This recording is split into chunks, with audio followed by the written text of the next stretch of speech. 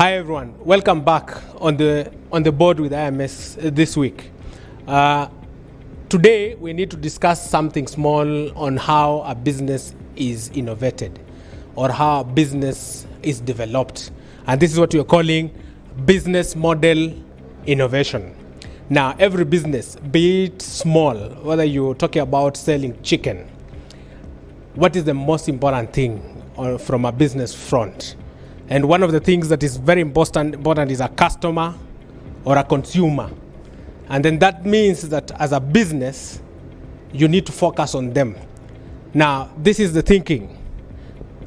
Today, you have chicken, which you want to sell, 3 of them. So you sell to your customers, your neighbors. Those neighbors, tomorrow, they come for another one.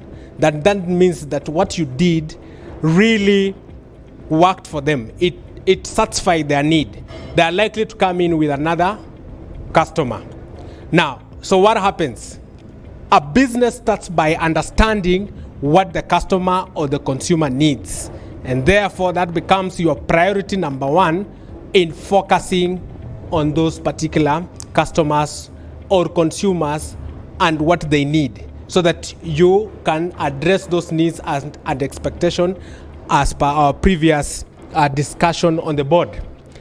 Now what happens is that a customer will refer another and another, and 17 of them, you start realizing you as an individual, you're overwhelmed. So what do?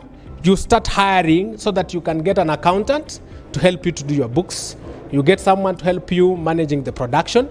You get someone else to help you manage your supplies or procurement. The more you get people, then the big question is, between your customer and your employees, who becomes priority?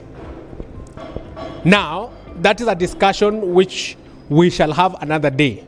But to copy from what Richard Branson says in one of his management books, the moment you have employees, then your employees becomes priority. Take care of your employees, and the employees will take care of your customer. And this is the rationale. You are the owner of a big business and you have employed salesmen. So the salespersons are the ones now who interact with your customers. So you need to take care of your employees so that they do subsequently transfer the same energy to your customers. And we have seen this happen even from a household point of view, where you have left your house help with your little child, but the way you treat her determines how she will treat your child.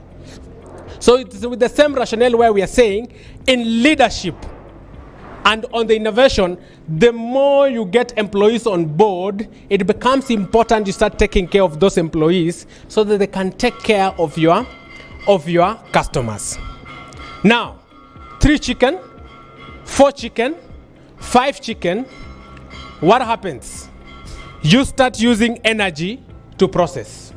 More energy. You're having an equipment to slaughter. More energy. Equipment to cool the chicken. More energy. At the same time, you're using more water.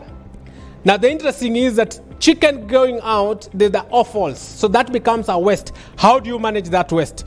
So you are operating in an environment, and you don't want to find yourself in a situation where you're drawing more energy, more water from the environment, that your neighbors, who are your customers, start complaining about your organization. That you guys have diverted all the water to your organization and they are missing out on resources. Number 1. Number 2, during your slaughtering of our example of chicken today, where are you taking your waste? So if you're pushing waste in the backyard is the front yard of your neighbor, who's your customer. Now, if it starts smelling for him or her, she won't come back for your chicken. So that then means that as an organization, as you develop, it becomes very important that you be considerate on the environment from 2 fronts: resources and waste. It is only by you taking care of your customer, taking care of your employees, and taking care of the environment that you can start talking about profitability. A customer who does not come back tomorrow, you have no profits. A disgruntled employee, you have no profits because he will not have the same energy to your customer. A disgruntled environment or society, they will not come back because those are your customers.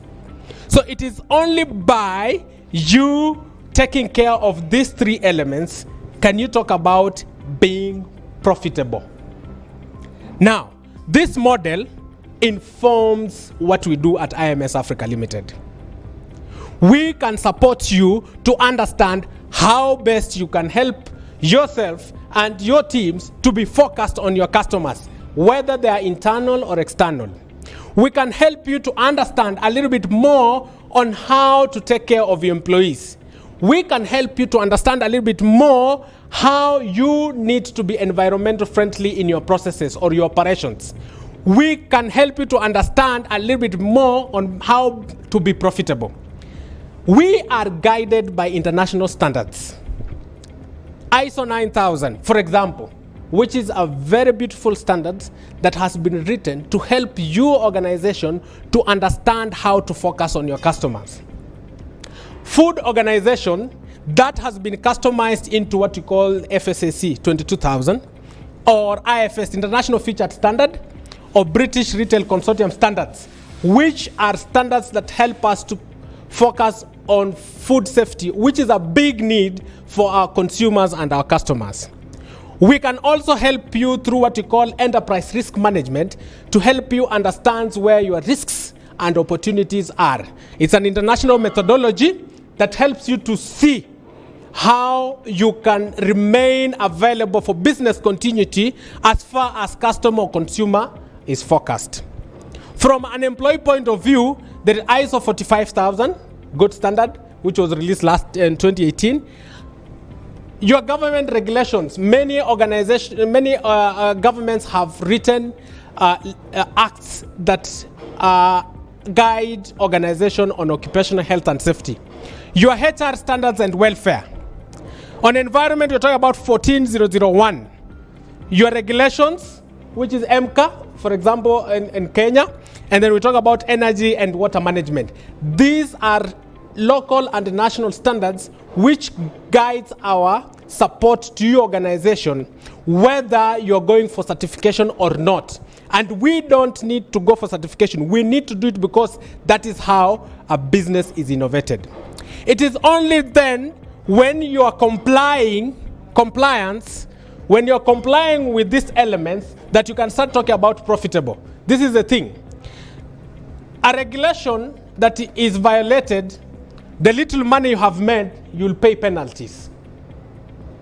An employee that is not happy because of the work environment or how they're being treated will not serve to his 100%. You will not make money. Polluting the environment, the government will be on you. The little money you have told, you will have to pay penalties. You won't make money. And business is built on customer repeat. Customer coming back for the business. That is now when you start talking about being profitable. We therefore then talk about, at this particular point, we're talking about how do we align goals. This will be your four most important goals.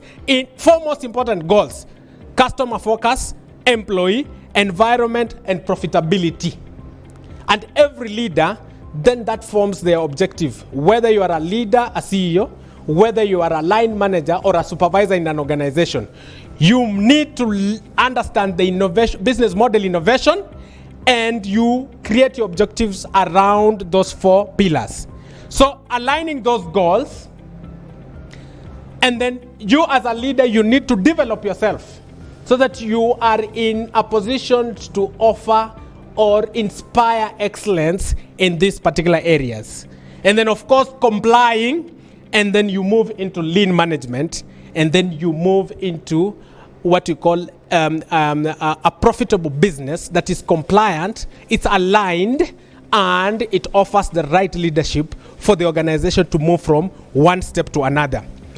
So today, this is the discussion that we wanted to elicit so that many of us can understand how IMS Africa can support your organization in one of these areas, guided by international standards, whether you are going for certification or not. Thank you so much.